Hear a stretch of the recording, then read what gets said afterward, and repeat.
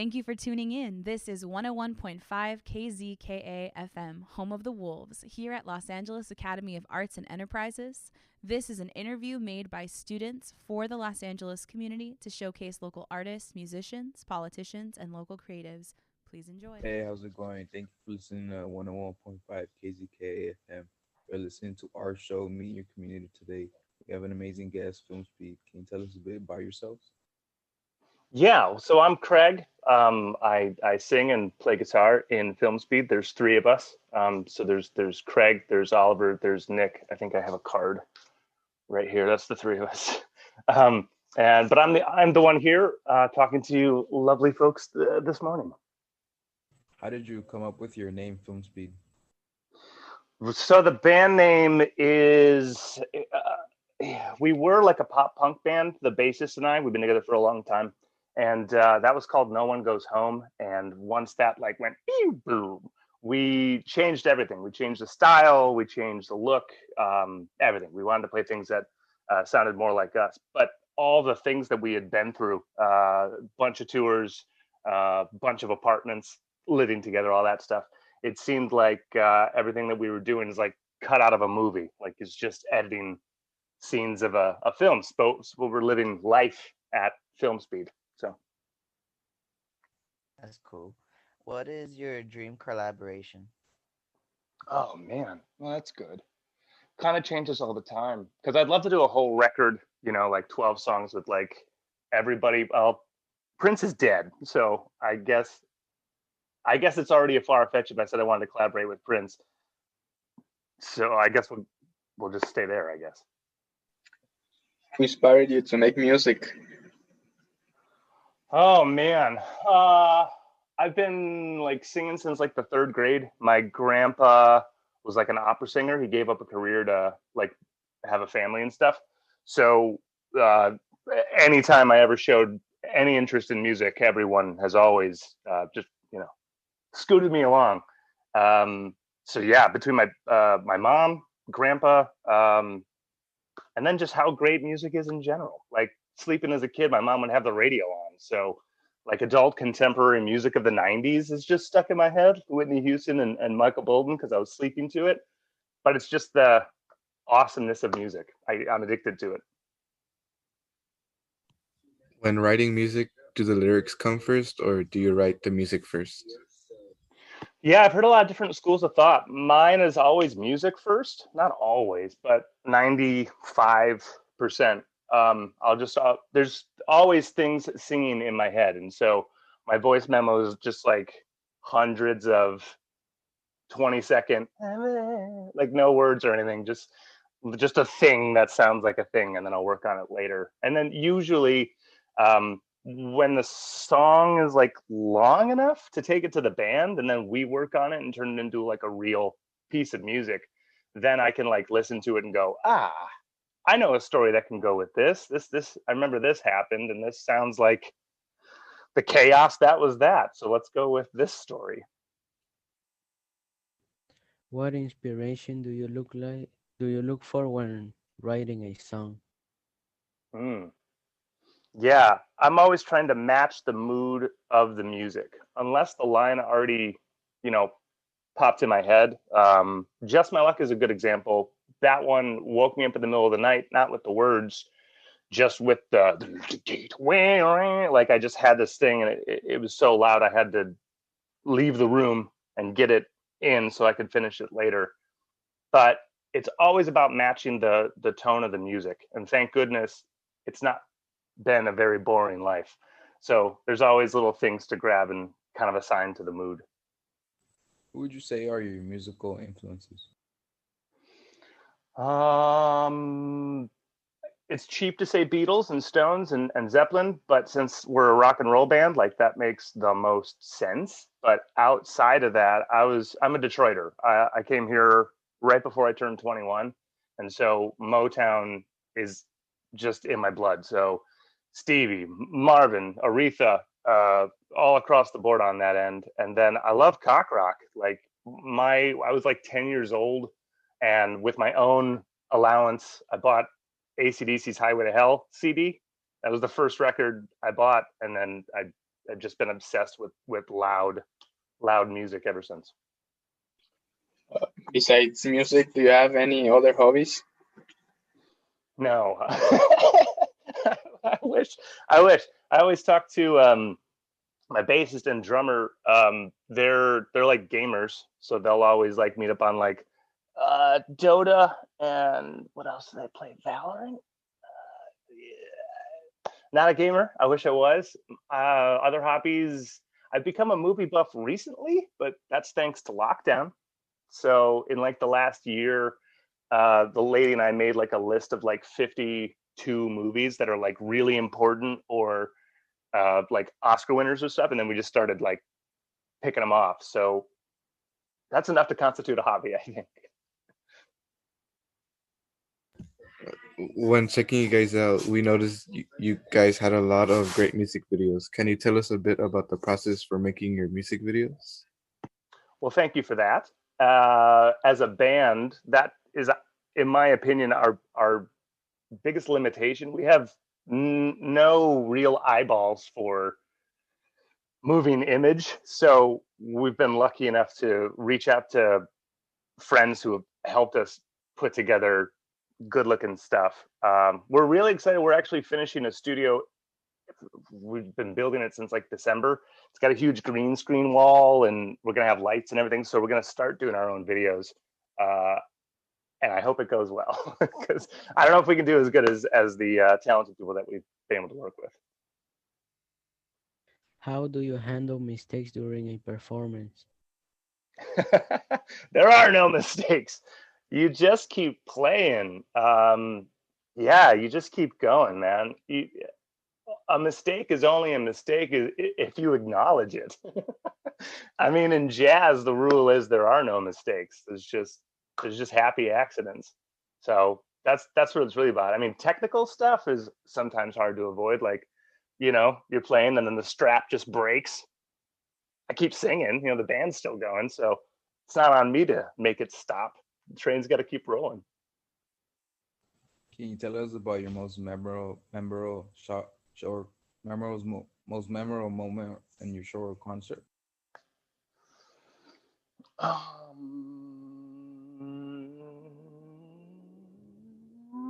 Let's go with about a year and a half ago, we went on the road and we went up to Vancouver.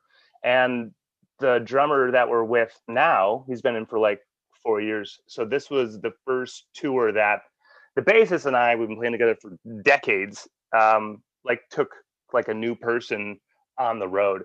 And Vancouver was the farthest we did. So we went all the way up and then all the way back down. And once we got up there, like just plugging in and going, bam, we're like, we're here. Cool. Excellent. We made it.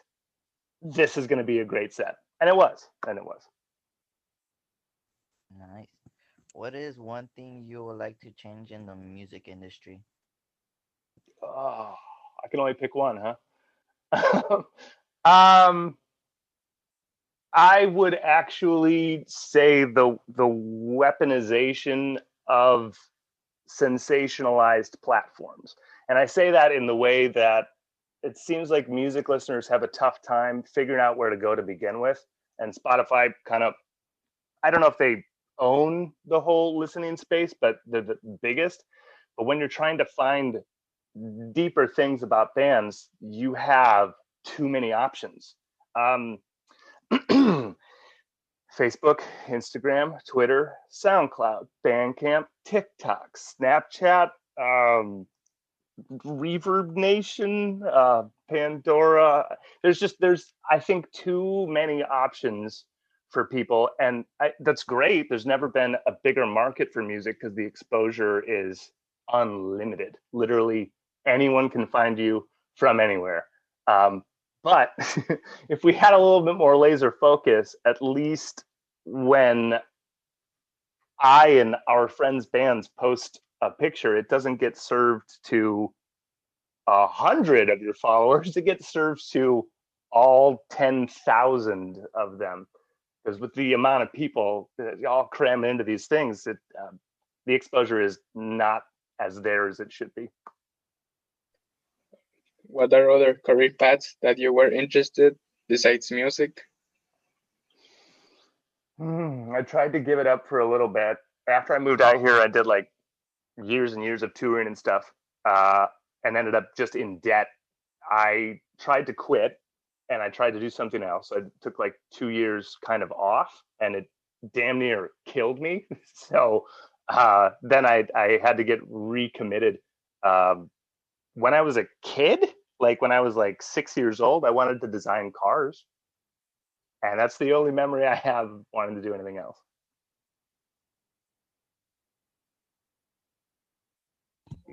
Do you have any pre-show rituals or things you need before you perform? Stretching. Always, always. I'll always stretch out. I'll always like get the hamstrings out and get the neck out, because there's been a few times that I don't, and then the next day you can just feel, because I just spent 45 minutes just thrashing around. You feel all of it if you don't limber up. If you're gonna go on a 2 mile run, you might want to get your hammies out. Is there any advice you would give to any upcoming musicians? Yes. Um, when I moved out to California, I came just for music, and I had 5 rules, and I put them on everyone else too. And I said, these are what we got to go by if we want to like keep it running, right? One, act as if you are the best musician on earth. If you don't believe it, they won't believe it either. 2, never take no for a first answer. It could be the ultimate answer, but never take it for a first answer. There's always no. Okay, well, what about no? How about no? Okay, fine. 3, always look good. Always look good. You never know who you're going to meet, who you're going to run into. It's just always good to be prepared and be ready to roll. Number 4, don't rely on anyone to do anything that is important to you. You have to do it yourself if you want it done the way you want it to get done. And number 5, act as if, again, just it's important. Cool. What are your future goals for this year? This year, we're really close to finishing the studio. So we're just going to put out a lot of content. It's been like 3 years since we put out a full length, and it's killing me because there's like 30 some demo songs that that are bothering me still. And once we get control of our own space, it's just we're just gonna be sprinting all over the place. We spent the last couple of years pitching singles to producers, waiting for feedback, doing pre-production, booking a studio, sending it out to mixing, and it's been cool, but it's been slow because we've been only to be able to put out like 2 songs a year, and that's not the rate that I'm looking to create. So the whole rest of this year is going to be more music, more videos, more podcasting, more guests, more pictures, more everything, because we're going to have a full functioning multimedia creative space. Can you tell us how you handle the quarantine as a musician? It's been tough. It's been tough for everyone, and we're a live band. So like as soon as pandemic hit, I think there was like immediately 9 or 10 gigs in the upcoming like 8-10 weeks that we had to cancel. So this whole year, live shows are what help us pay the bills.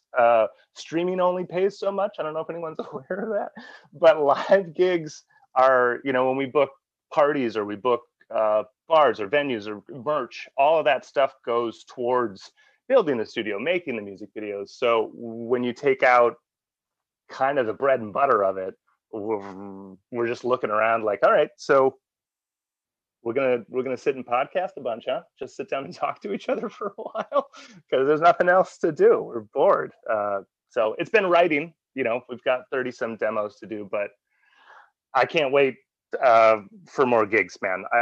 I think and I hope this summer is going to be epic for everybody. Can you tell us about the gear you use in and out of the studio? The gear? Yeah. Yeah. I play a few guitars. My go-to right now is a Baxter electric guitar. They're a small company out of Canada. He hit us up and said, "Love the stuff." I said, "I love your stuff," and we collaborated on a guitar that it's custom for me. So there's like a hot rail. I'm getting real guitar nerdy now. There's a hot rail in the bridge. There's a hot rail in the neck, and there's a single coil in the center. Five-way selector and three toggle push pull. It does everything that I need it to do. It sounds like a Strat. Sounds like a Tele. It sounds like a Les Paul. It sounds like everything that I needed. So it's my go-to. I got a backup Rickenbacker, like John Lennon 380. They're model numbers. I don't know the names of them. I've been a Telecaster guy my entire life. At 330. Oh yeah, the John Lennon. Cool. All right, cool. And then I've been a Fender combo guy for most of my life. So I'm playing out of a 410 DeVille, a 112 Deluxe, and the Deluxe has been spotty on me. So I just got a new Supro Blues King 12 that I'm really excited about. And so I'll run stereo on stage because as one guitarist, you got to make as much noise as you can. In studio, I record with all the same stuff. I think that the live sound should be just a more live version of the album. So Pro Tools in studio. I've been a Pro Tools guy. When we record and mix and edit ourselves, that's what I use. Are there any local artists that you would recommend? Holy moly, all of them. We've grown to be such good friends with so many great Southern California bands that I barely know where to begin. Just kidding. I know exactly where to begin. At the end of May, we're playing Hangar 24 Brewing in Irvine with Orange Blossom Special out of San Juan Cap and Kilo Bravo. I think they're out of Long Beach. Both incredible bands, both super awesome dudes. We've had Orange Blossom Special on our podcast when we just talk to people and drink and talk about music. Dude, if I keep going, we're going to be here for hours because there's so many great bands in SoCal. If I start, I can't stop. Do you have any shout outs or any upcoming projects you want to promote? Yes, if the single should have just come out. So we're talking right now and it comes out in like 5 days. But by the time people actually hear this, it came out like 5 days ago or something. It's called Too High. And we worked with a great producer on this one. And it's the A side to the B side coming out in a couple months. That one's called Comes and Goes. And there's going to be videos for both of those things. Too High won't come out yet. It's not even filmed yet. So look forward to that. In the meantime, we do a podcast weekly. So it's the three of us just drinking, catching up. It helps people that are driving long distances. And occasionally we'll have guests. Anytime we've had a guest, it's always been fascinating because we pull as much as we can out of these people after a few drinks, of course, when they're a little more honest. Yeah. Awesome. Once again, thank you for listening to 101.5 KZK FM. For more content like this, please check out our website at kzk.org for program schedule and additional information. Thank you for your time.